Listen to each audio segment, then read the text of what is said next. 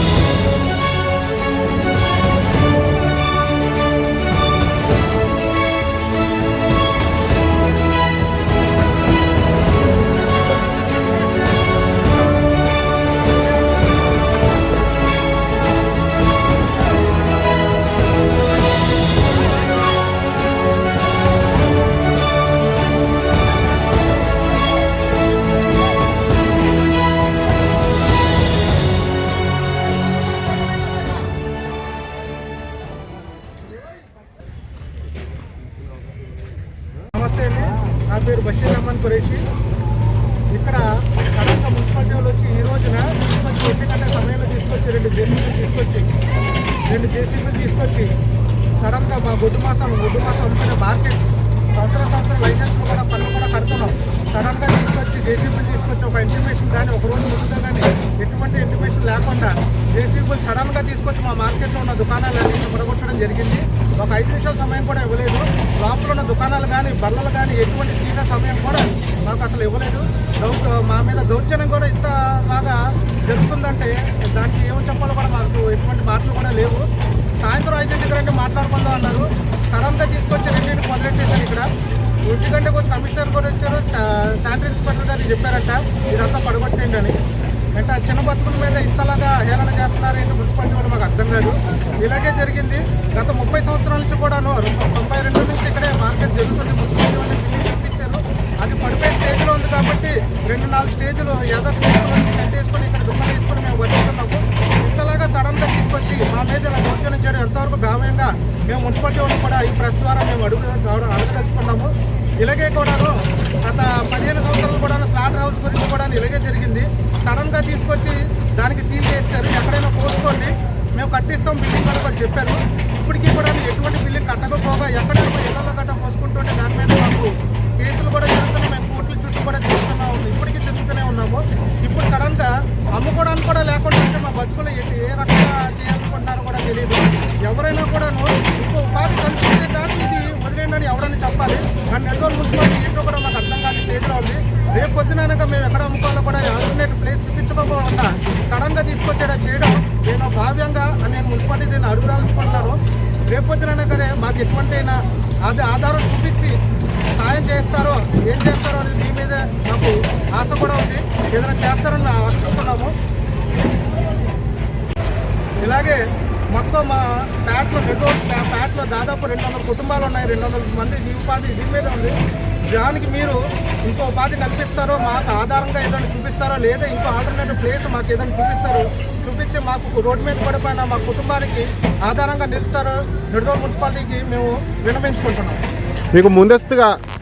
మీకు ముందస్తుగా లెటర్లు ఇవ్వడం కానీ ఖాళీ మని చేయండి చెప్పడం కానీ అటువంటిది ఏమైనా జరిగిందా? ముందస్తుగా మాకు ఎటువంటి సమాచారం లేదండి. 1 గంటకు వచ్చారు కమిషనర్ గారు, చైర్మన్ శానిటరీ ఇన్స్పెక్టర్ గారు చెప్పారంట, ఆయన పడగొట్టేశారు. ఒక 5 నిమిషాల సమయం కూడా మాకు కేటాయించలేదు. లోపల దుక్క కానీ బల్లలు కానీ ఎటువంటి తీయడానికి కూడా మాకు సమయం కూడా కేటాయించలేదు. సడన్గా జరిగింది ఇదంతా తీసుకొచ్చి.